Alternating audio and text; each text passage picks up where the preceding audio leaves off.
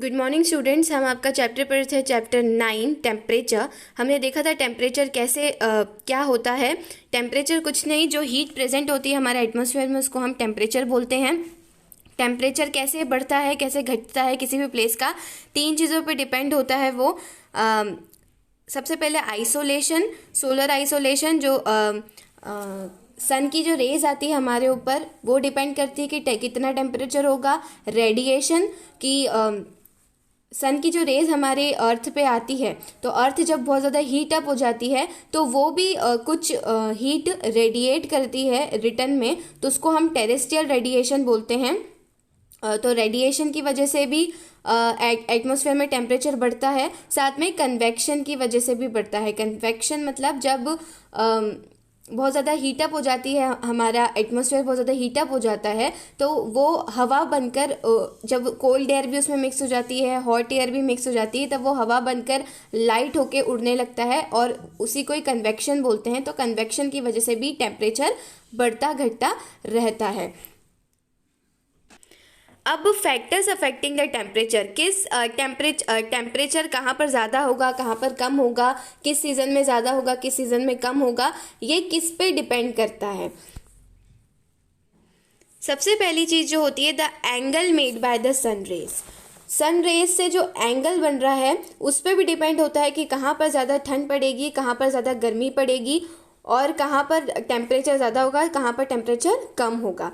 जैसे जो polar regions होते हैं, पोलर रीजन्स मतलब स्क्रीन पर आप जो ब्लू कलर का हाईलाइट देख रहे हैं दोनों तरफ, ये पोलर रीजन होते हैं। यहाँ पर मोस्टली बहुत ज़्यादा बर्फ़ होती है, बर्फ़ की चट्टानें होती है, बड़ी बड़ी बर्फ़ के ऐसे शीट होता है। और बीच में जो आप देख रहे हैं ट्रॉपिकल रीजन है। ट्रॉपिकल रीजन जो इक्वेटर पे आता है, यहाँ पर बहुत ज़्यादा गर्मी पड़ती है। अब क्यों होता है, पोलर रीजन में बहुत ज़्यादा ठंड पड़ती है और ट्रॉपिकल रीजन में बहुत ज़्यादा गर्मी क्यों पड़ती है? क्योंकि अलग अलग सन की रेस का एंगल बनता है। जैसे आप देख रहे हैं कि जो पोलर रीजन है वहाँ पर जो है सन का एंगल जो बन रहा है और सन की रेस जो है वो दूर जा रही है, और वहाँ पर इसलिए सन की रेस ज़्यादा नहीं जाती, इसलिए वहाँ पर बर्फ़ ज़्यादा पड़ती है। लेकिन जो इक्वेटर है, इक्वेटर मतलब जो बीच का आप देख रहे हैं, बीच में जैसे ही सन की रेस जा रही है, वहाँ पर क्या होता है, वहाँ पर बहुत ज़्यादा गर्मी इसलिए पड़ती है कि सन की डायरेक्ट रेस वहाँ पर जाती है। तो सन की जो रेस होती है वो तो एकदम सीधे ही जाती है, लेकिन जो अर्थ है उसका स्पिरिकल शेप होता है, गोल शेप होता है, जिसकी वजह से क्या होता है, डिफरेंट जगह पर डिफरेंट एंगल में सनलाइट पहुंचती है, और वो डिपेंड करती है कि वहाँ पर ठंड पड़ेगी या फिर गर्मी पड़ेगी, और गर्मी पड़ेगी भी तो भी कितनी गर्मी पड़ेगी। इसके बाद टेम्परेचर किस पे डिपेंड करता है कि the distance travelled by the sun rays in the atmosphere, कि सन रेज कितना डिस्टेंस ट्रेवल कर रही है। ज़्यादा डिस्टेंस ट्रैवल कर रही है, जैसे जैसे हम ज़्यादा डिस्टेंस ट्रैवल करती है तो वो ठंडी ठंडी ठंडी होती जाती है। तो कहीं पर वो जब तक पहुँचती, जब तक सनरेज जो होती है बहुत ठंडी हो चुकी होती है।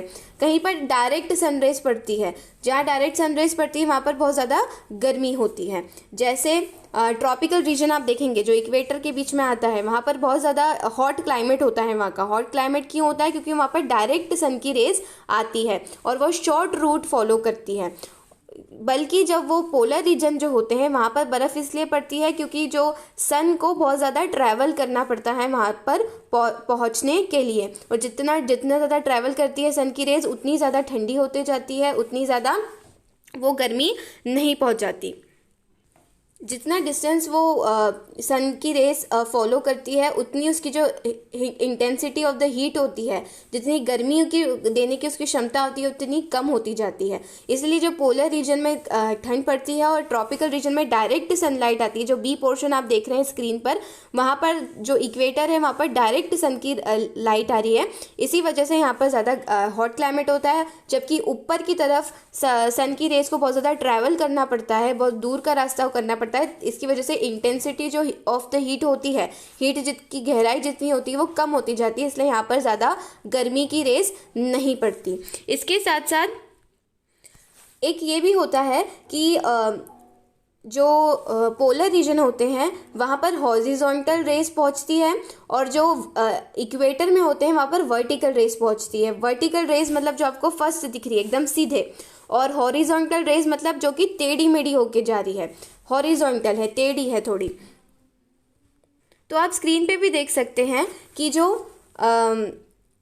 आपकी वर्टिकल रेस है जो सीधे जा रही है उनको कम डिस्टेंस फॉलो करना पड़ रहा है, जबकि जो आपकी हॉरिजॉन्टल रेस है उनको ज़्यादा डिस्टेंस फॉलो करना पड़ रहा है एक जगह पर पहुंचने के लिए। इसी वजह से जितना डिस्टेंस ट्रैवल करना पड़ता है उतनी जो सन की रेस की जो हीट है वो कम होती जाती है। वैसे इस वजह से जो पोलर रीजन में बहुत ज़्यादा हॉरिजॉन्टल रेज आती है, इस वजह से वहाँ पर बहुत ज़्यादा ठंड पड़ती है। लेकिन जो इक्वेटर है वहाँ पर वर्टिकल रेज आती है, एकदम सीधे रेज आती है, इसी वजह से वहाँ पर गर्मी पड़ती है। आई होप आपको इतना क्लियर हो गया होगा, इतना डिफ़िकल्ट नहीं है ये।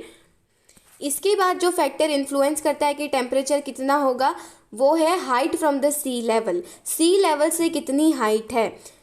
As we move higher from the sea level the temperature falls. आपको पता है जैसे जैसे हम सी लेवल से बढ़ते जाते हैं उतना उतना टेम्परेचर की जो होता है घटता जाता है। जैसे जैसे हम स्पेस पे जाते जाते हैं, जैसे जैसे हम एटमॉस्फेयर की लेयर्स को पार करते जाते हैं, वैसे वैसे जो टेम्परेचर जो होता है वो क्या होता जाता है, घटता जाता है। हमें ठंड लगती है, स्पेस में बहुत ज़्यादा ठंड लगती है।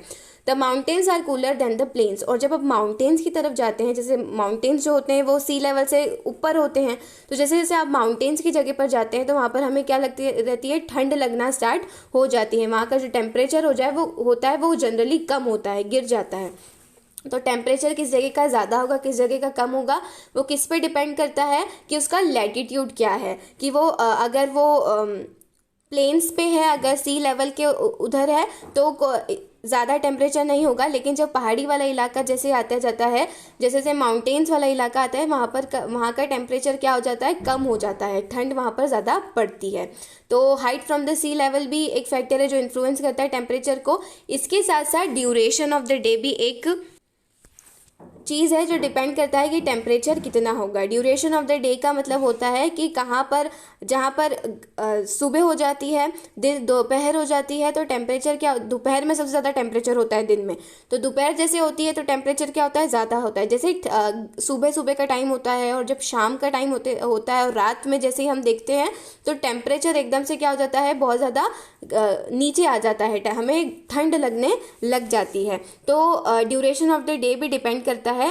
इसका मतलब ये होता है कि जब दिन होती है तो डायरेक्ट हमें सन की रेज पड़ती है, इसलिए हमें क्या लगता है, टेम्परेचर हम तब क्या हो जाता है, बढ़ जाता है। और नाइट में क्या होता है कि सन की रेज नहीं होती, इसी वजह से जो टेम्परेचर क्या हो जाता है, घट जाता है। क्योंकि हमें बेसिकली टेम्परेचर, हमारा गर्मी हमें कहाँ से मिलती है, सन से ही मिलती है। तो जब सुबह होती है, जब दोपहर का समय होता है, जब सनरेज हमारे ऊपर रहती है तब हमें गर्मी लगती है, और नाइट के समय में सनरेज नहीं होती तो हमें क्या लगता है, ठंड महसूस, थोड़ी थोड़ी ठंड लगती है।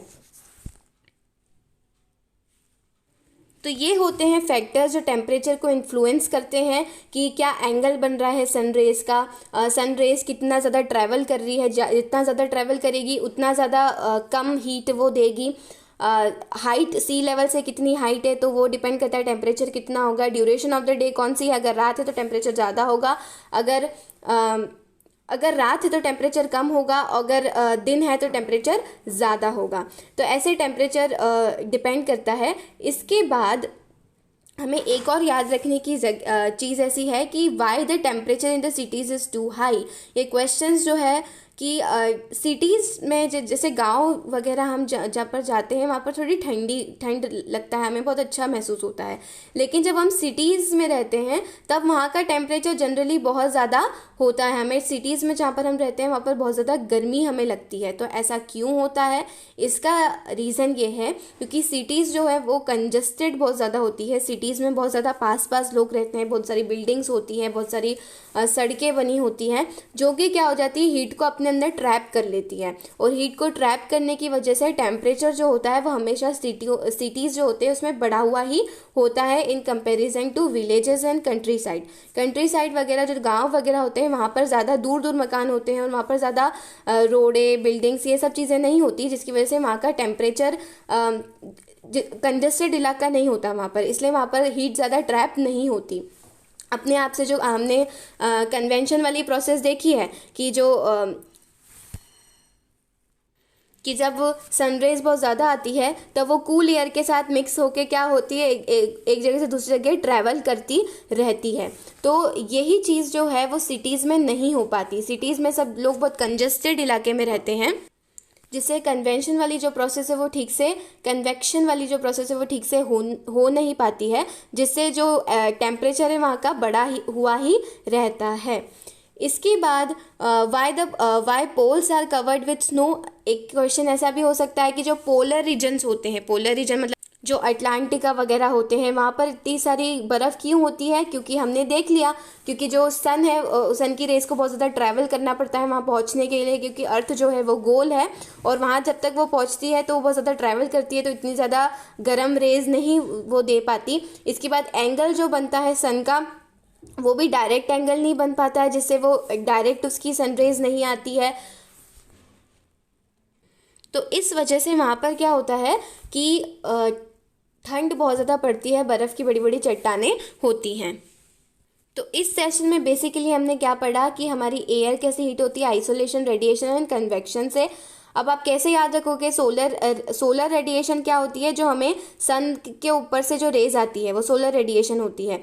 और उसके बाद जब हमारी पृथ्वी गर्म हो जाती है सनलाइट को इतना सारा रिसीव करके, तो वो भी हीट छोड़ती है, हीट को रेडिएट करती है। उसको क्या बोलते हैं? टेरेस्ट्रियल रेडिएशन बोलते हैं। इसके बाद होता है कि कैसे फैक्टर्स कैसे होते हैं कि टेम्परेचर कहाँ पर ज़्यादा होगा, कैसे कहाँ पर कम होगा। तो ये जो 4 फैक्टर्स हमने पढ़े वो भी इन्फ्लुएंस करता है कि कहाँ पर टेम्परेचर ज़्यादा होगा, कहाँ पर टेम्परेचर कम होगा। आई होप ये टेम्परेचर वाला चैप्टर आपको बहुत अच्छे से समझ आया होगा।